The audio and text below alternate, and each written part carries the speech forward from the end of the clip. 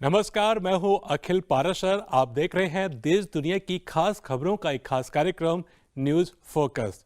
चलिए सबसे पहले नजर डालते हैं इस हफ्ते की अहम सुर्खियों पर। चीन में उद्यमों की व्यावसायिक जीवन शक्ति में सुधार। चीन में स्मार्ट टेक्नोलॉजी और 5G से बदल रहा है कृषि का भविष्य। हौती हमले के बाद लाल सागर का उर्वरक जहाज डूब गया। अब समाचार विस्तार से। चीन के हालिया आर्थिक संकेतकों से पता चलता है कि देश में कारोबार अच्छा चल रहा है, खासकर वसंत महोत्सव की छुट्टियों के बाद। एक्सपर्ट्स का कहना है कि तमाम कंपनियां देश भर में अपने ऑपरेशन को तेजी से स्थिर कर रही हैं।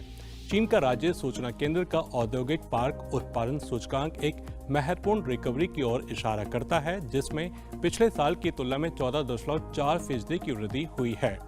प्रभावित सरकारी नीतियों के कारण छोटे और मध्यम आकार के उद्यम व्यावसायिक जीवन शक्ति और डिमांड सप्लाई दोनों स्थितियों में सुधार कर रहे हैं, जिससे आत्मविश्वास और निवेश में वृद्धि हो रही है। चीन के हालिया आर्थिक संकेतकों के अनुसार चीन के विदेशी व्यापार की जनवरी और फरवरी में सकारात्मक शुरुआत हुई। चीन के निंगपो पोर्ट की तरह बंदरगाह ऑपरेशन में कंटेनर थ्रूपुट में 17.4% की वृद्धि और वहां निर्यात में 47.4% की वृद्धि देखी गई। चाइना कंटेनर फ्रीट इंडेक्स ने कंटेनर ट्रांसपोर्ट मार्केट में मजबूत डिमांड का संकेत दिया है, जो पिछले साल की तुलना में 30.1% बढ़ गई है। वैश्विक चुनौतियों के बावजूद चीन का विदेशी व्यापार लचीला बना हुआ है, जिससे विदेशी व्यापार उद्यमों के बीच विश्वास बढ़ा है और भविष्य के विकास के लिए एक ठोस आधार दिया गया है। चीन में कृषि का भविष्य टेक्नोलॉजी के साथ और अधिक उन्नत होता जा रहा है। चीन की सरकार कृषि को सर्वोच्च प्राथमिकता बना रही है, खासकर 14वीं पंचवर्षीय योजना के दौरान। AI रिसर्च इंस्टीट्यूट के शोधकर्ता उत्तरी चीन के हेलोंगचांग प्रांत में खेती में सुधार के लिए बड़े पैमाने पर AI मॉडल अपना रहे हैं। स्मार्ट कृषि आम होती जा रही है। पेता हुआंग ग्रुप जैसी कंपनियां उत्पादन बढ़ाने के लिए 11 स्मार्ट फार्म बना रही हैं। चीन सड़कों और 5G नेटवर्क सहित ग्रामीण बुनियादी ढांचे पर भी ध्यान केंद्रित करता है। संपत्ति के अधिकारों में सुधार और तकनीकी नवाचार पारंपरिक खेती के तरीकों को बदल रहे हैं। Jakarta Bandung high speed rail Indonesia और दक्षिण पूर्व एशिया में अपनी तरह की पहली हाई स्पीड ट्रेन है, जिसने 17 अक्टूबर 2023 को लॉन्च होने के बाद से 139 दिनों में 20 लाख से अधिक यात्रियों को सेवा दी। चाइना रेलवे इंटरनेशनल लिमिटेड द्वारा संचालित Jakarta Bandung high speed railway belt and road पहल में एक प्रमुख परियोजना है। यह अब 14 से बढ़कर 40 दैनिक यात्राएं करता है, जिसमें 24,000 से अधिक सीटें हैं, जबकि शुरुआत में यह 8,400 थी। 350 किलोमीटर प्रति घंटा की डिजाइन गति के साथ 142.3 किलोमीटर हाई स्पीड रेल ने जकार्ता बांडुंग यात्रा के समय को 3 घंटे से घटाकर लगभग 40 मिनट कर दिया है। तीसरा दुबई इंटरनेशनल बोट शो मध्यपूर्व में एक बड़ी समुद्री प्रदर्शनी है, स्थिरता पर ध्यान केंद्रित कर रहा है। यह शो दुबई हार्बर में हो रहा है और इसमें 55 स्थानों के एग्जीबिटर्स शामिल हैं, जो समुद्री चमत्कार और शानदार अनुभव दिखा रहे हैं। टॉप शिप यार्डों से 1000 से अधिक ब्रांड और 200 नावें वहां मौजूद हैं, जो इसे एक लग्जरी नौकायान और इनोवेशन प्रोग्राम बनाती हैं। इस बार खास बात यह है कि समुद्री उद्योग को इको फ्रेंडली बनाने पर गहन ध्यान दिया जा रहा है। ब्रांड रचनात्मक समाधानों का उपयोग कर रहे हैं, जैसे मछली पकड़ने के तार से कालीन बनाना या पानी के नमक को निकालने के लिए नाव के इंजन को गर्मी का उपयोग करना। यमन में एक बड़ी मुसीबत खड़ी हो गई है, क्योंकि एक जहाज टकराकर लाल सागर में डूब गया है। MV रूबीमार नाम के इस जहाज पर उर्वरक जैसा खतरनाक सामान था। अब चिंता यह है कि ये रसायन समुद्र और वहां रहने वाले जीवों को नुकसान पहुंचा सकते हैं। यमन के प्रधानमंत्री ने इसे अभूतपूर्व पर्यावरणीय आपदा कहा है। जो लोग अपनी नौकरी के लिए लाल सागर में मछली पकड़ने पर निर्भर हैं, वे संकट में हैं। हजारों मछुआरे अब बिना काम के हैं और इसका असर उनके परिवारों पर भी पड़ रहा है। सरकार इस समस्या के समाधान के लिए दुनिया से मदद चाहती है। वह हमले के लिए हौती नामक समूह को दोषी मानती है।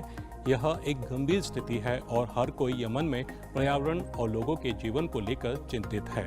तो ये थी इस हफ्ते की खास खबरें। अब चलते हैं हमारे एक स्पेशल सेगमेंट की तरफ, न्यूज स्टोरी, जहां आपको मिलवाएंगे चीन मामलों के जानकार और दिल्ली यूनिवर्सिटी के प्रोफेसर डॉक्टर अभिषेक प्रताप सिंह से। देखिए ये खास चर्चा। इस समय चीन में देश की सबसे बड़ी विधायिका और राजनीतिक सलाहकार निकाय की सबसे बड़ी राजनीतिक सभा हो रही है। जिसे टू सेशंस यानी 2 सत्र कहा जाता है। और ये सालाना सत्र मौजूदा और लंबे समय तक चलने वाले मुद्दों को संबोधित करने के लिए चीन के शासन की शक्ति और दृष्टि प्रदान करता है। आज हमारे साथ मौजूद है चीन मामलों के जानकार और दिल्ली यूनिवर्सिटी के प्रोफेसर डॉक्टर अभिषेक प्रताप सिंह। अभिषेक जी, इन दिनों चीन में संसदीय सत्र यानी टू सेशन चल रहा है। आप इसको किस तरह से देखते हैं और देश की राजनीतिक और आर्थिक दिशा को आकार देने में ये कितना प्रभावी होता है?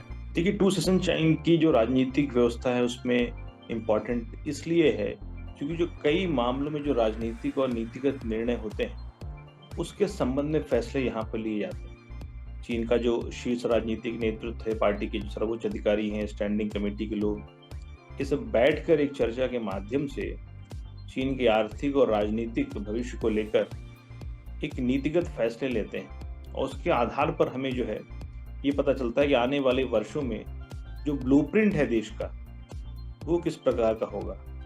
तो इसलिए टू सेशंस का जो महत्व है चीन की राजनीतिक व्यवस्था में वो महत्वपूर्ण हो जाता है। जी, मंगलवार को चीनी प्रधानमंत्री ने नेशनल पीपल्स कांग्रेस में एक सरकारी कार्य रिपोर्ट पढ़कर सुनाई। आपका सबसे ज्यादा ध्यान किस बात पर गया और क्यों? देखिए, इस बार की जो रिपोर्ट प्रधानमंत्री ने रखी है उसमें एक आर्थिक सुधार का एक ब्लूप्रिंट उन्होंने प्रस्तुत किया है, जिस बात की ओर मेरा ही नहीं सभी का ध्यान गया है। एक प्रकार से एक ट्रांसफॉर्मेटिव ग्रोथ मॉडल की उन्होंने बात की। जो चीन का अर्थव्यवस्था का मॉडल है उसमें कुछ बड़े, दूरगामी और नीतिगत सुधारों की उन्होंने बात की, तो उस ओर ध्यान देना जरूरी है। दूसरी बात यह कि उन्होंने चीन की अर्थव्यवस्था में जो समस्या चल रही उसकी ओर भी, कुछ रिस्क और चैलेंजेस भी हैं अर्थव्यवस्था में। प्रॉपर्टी सेक्टर का मामला है, रियल एस्टेट क्राइसिस की बात है, मैन्युफैक्चरिंग इंडस्ट्री, उसको भी आइडेंटिफाई किया। उसी का नतीजा है कि हम देखते हैं फिस्कल डेफिसिट के टारगेट को भी जो है कम रखा गया। और ग्रोथ मॉडल के लिहाज से जो ब्लूप्रिंट पेश किया गया, जो रिपोर्ट है, उसमें कुछ प्रमुख बातें हैं। जैसे टैक्स रिफॉर्म की उन्होंने बात की है, टैक्स रिफॉर्म के माध्यम से कैसे अर्थव्यवस्था को पटरी पर लाया जाए। उसके साथ साथ जो निजी निवेश है, प्राइवेट इन्वेस्टमेंट, उसको बढ़ाने की बात की। उपभोक्ता, जो घरेलू डिमांड है, उसको कैसे बढ़ाया जाए, उस दिशा में कैसे काम किया जाए।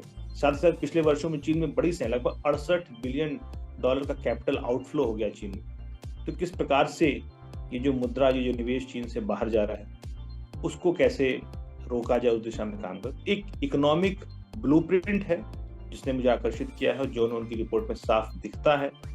और कैसे इस ब्लूप्रिंट के माध्यम से जो चुनौतियां हैं चीनी अर्थव्यवस्था में उनसे निपटा जाए और एक बेहतर अर्थव्यवस्था, एक स्थायी ग्रोथ की बात की जाए, उस दिशा में ये जो रिपोर्ट है ये महत्वपूर्ण है।